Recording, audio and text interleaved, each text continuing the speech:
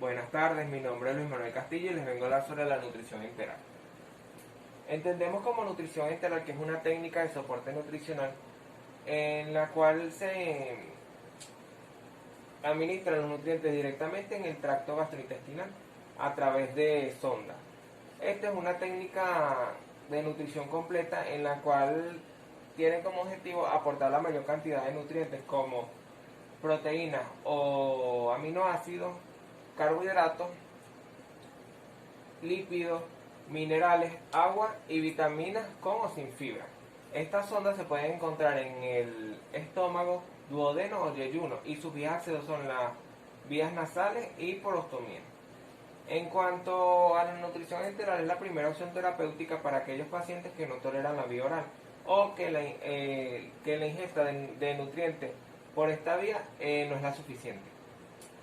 En la nutrición enteral tiene como funciona debido a que ingresan los nutrientes en la porción superior del tubo digestivo, dando así diferentes beneficios como que reduce la respuesta hipermetabólica al estrés, evita las úlceras por estrés, mantiene la secreción de péptidos intestinales de inmunoglobulina secretora y mucina. Además, estimula la secreción de enzimas gástricas, mantiene los niveles y evita las pérdidas de nitrógeno y proteínas por atrofia por desuso y mantiene las funciones básicas del sistema digestivo como lo son la absorción, barrera, inmunidad y endocrinología. En cuanto a las ventajas de la nutrición enteral, tenemos que esta es una nutrición más fisiológica. Además, esta se adecua al paciente a la hora de volver a recibir la vía oral.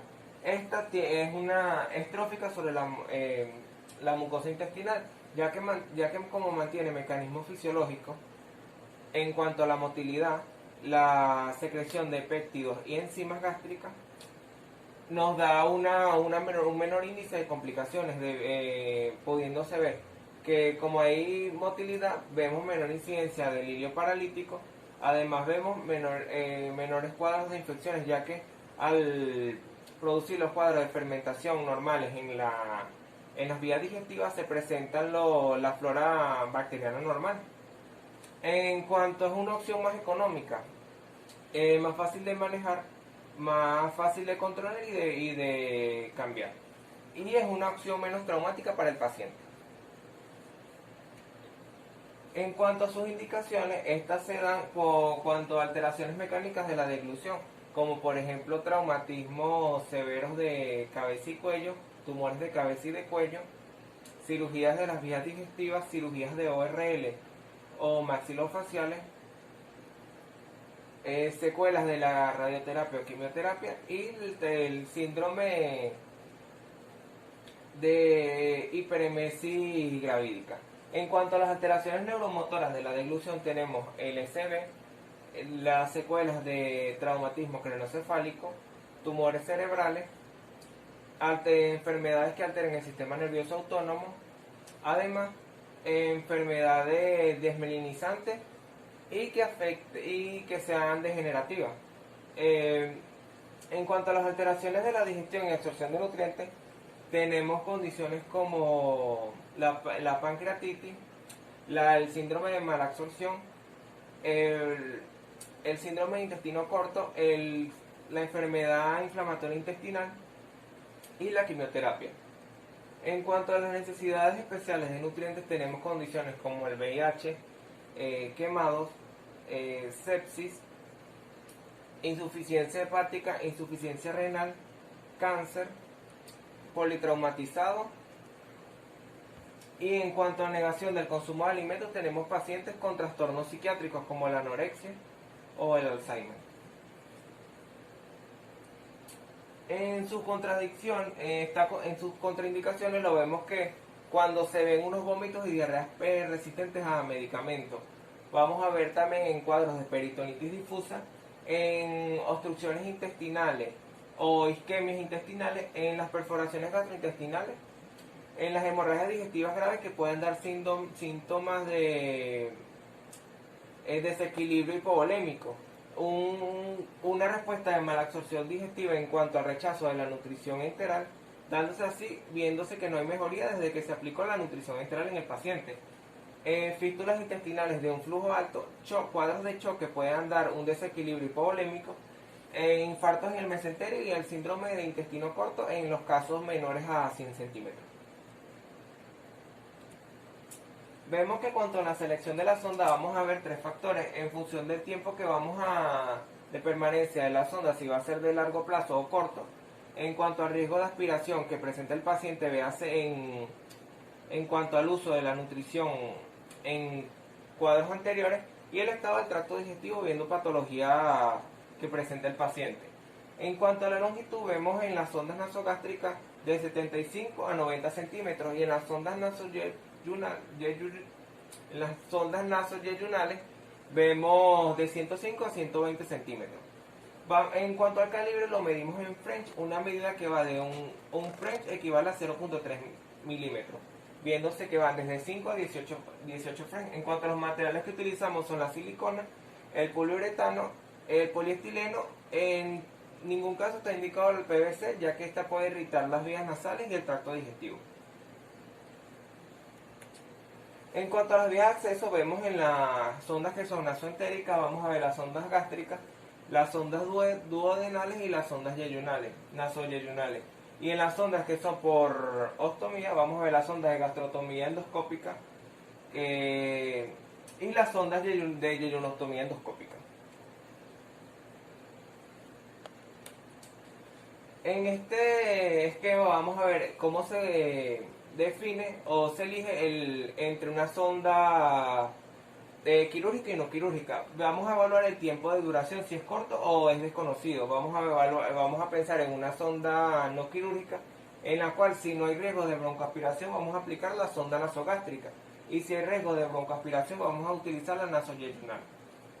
En cuanto a duraciones largas, de tiempos de 4 a 6 semanas o hasta más, vamos a pensar primero, si es una sonda no quirúrgica, vamos a ver, hay que ver el parámetro de que no tiene riesgo de broncoaspiración. Por ejemplo, podemos usar una sonda de gastrotomía.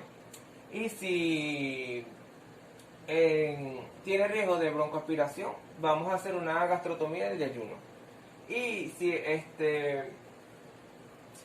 en cuanto a resolución quirúrgica, vamos a utilizar una yeyunostomía. En las sondas entéricas tenemos la sonda nasogástrica, que esta consiste en la colocación de sondas a través de uno de los orificios nasales, quedando su extremo distal en la cavidad del estómago y su extremo proximal en el exterior. Esta va a tener una característica de poliuretano o silicona en calibres de entre 8 y 18 French y una longitud de hasta 90 centímetros. En cuanto a la técnica de colocación, indicamos al paciente que se coloque, o colocamos al paciente en la posición del Fowler, que es una posición en 90 grados. En esta vamos a primero medir la sonda, que es el trayecto que va a ocupar. Colocamos un extremo de la sonda en la nariz, pasando por el lóbulo de la oreja y hasta llegar a la apófisis sifoide. Después de esto vamos a ver que la medida en adultos va de 40 a 50 centímetros en promedio, y esto va a ser la medida que va hasta que va a entrar la sonda. Colocamos un anestésico como lidocaína o un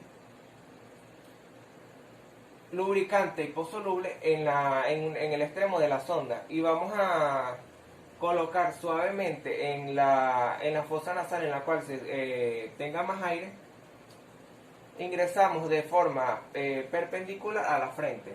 Vamos a indicar al paciente o mover al paciente flexionándole su cuello, y vamos a introducir la sonda. En el caso de que se presente más problemas y resistencia, va a ser en la zona de las carinas.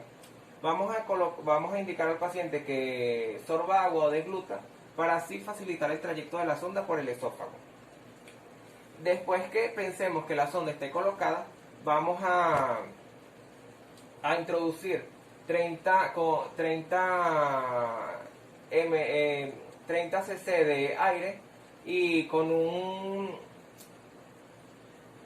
estetoscopio vamos a escuchar en la zona del epigastrio al mismo tiempo, a ver si hay ruidos.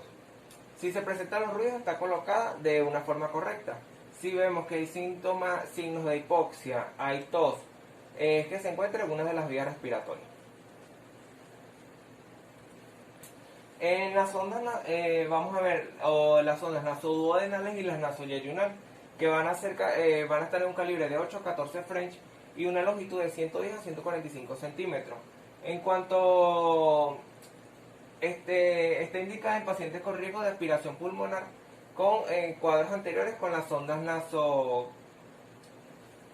nasogástricas, en pacientes con dificultad del vaciamiento gástrico también y en pacientes con riesgo de reflujo gastroesofágico. Está contraindicado en pacientes con obstrucción del tracto gastrointestinal.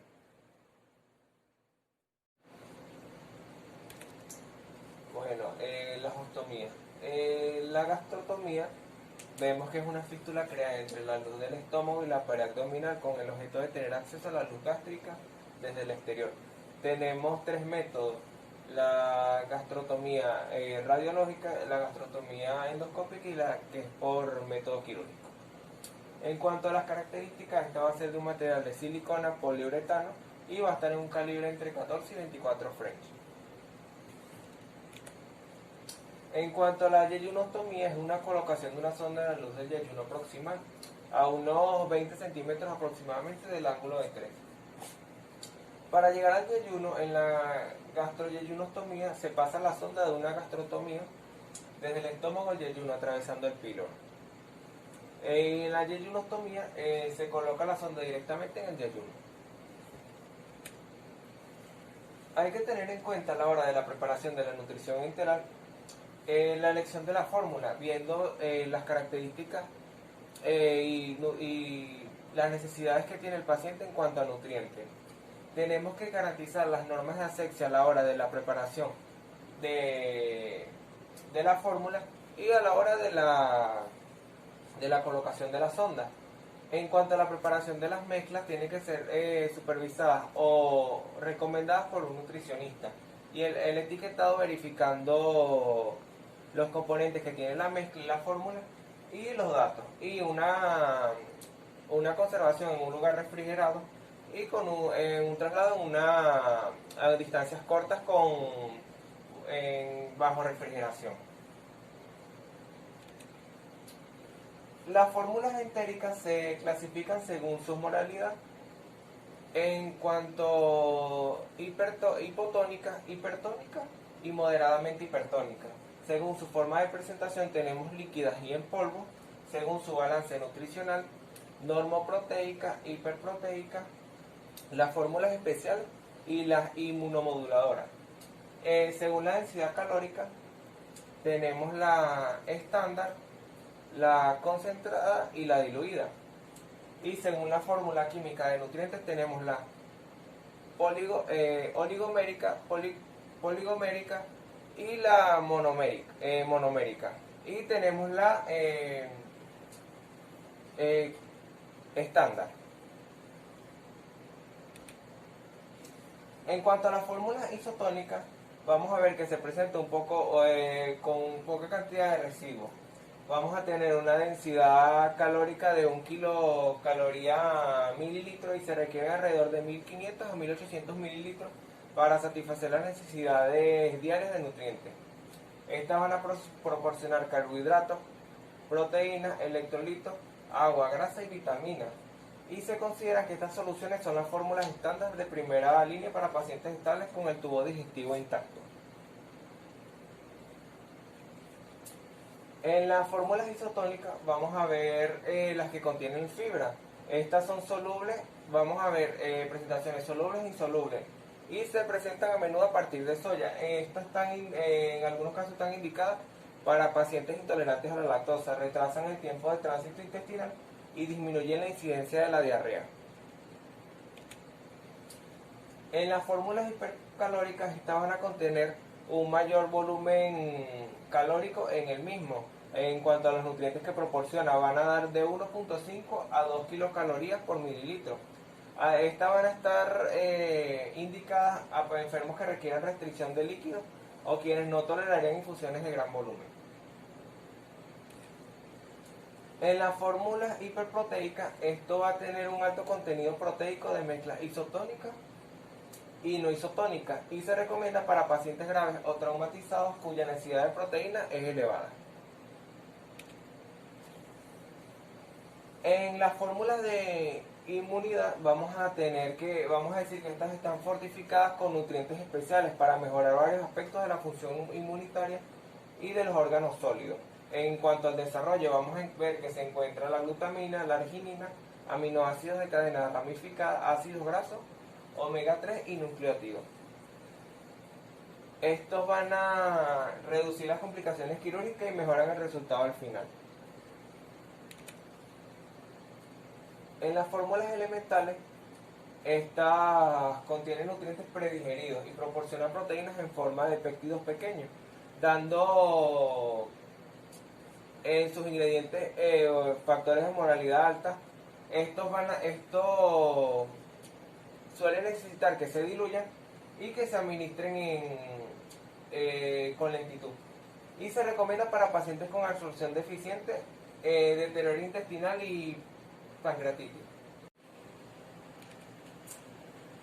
En cuanto a las fórmulas de patologías específicas, en la insuficiencia pulmonar vamos a ver que se suele incrementar el 50% del contenido de grasa de las calorías totales. En esta dieta vamos a disminuir el índice de carbohidratos adquirido por el paciente. Además vamos a buscar disminuir la presión parcial de dióxido de carbono y la necesidades respiratorias que tenga este paciente. En cuanto a la insuficiencia renal, vamos a manejar un menor volumen de líquidos, vamos a controlar y mantener equilibrados los electrolitos como el potasio, el fósforo y el magnesio.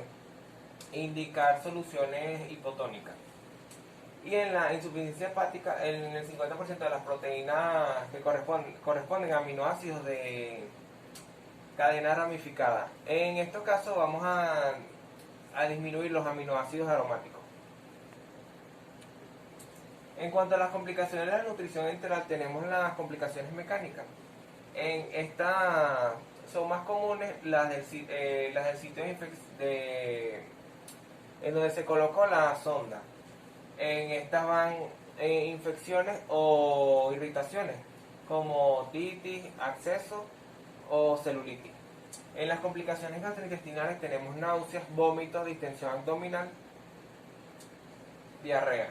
Y en las complicaciones metabólicas tenemos deshidratación, hipoglicemia, hiperglicemia, disminución de los electrolitos séricos y elevación de los electrolitos séricos. Muchas gracias.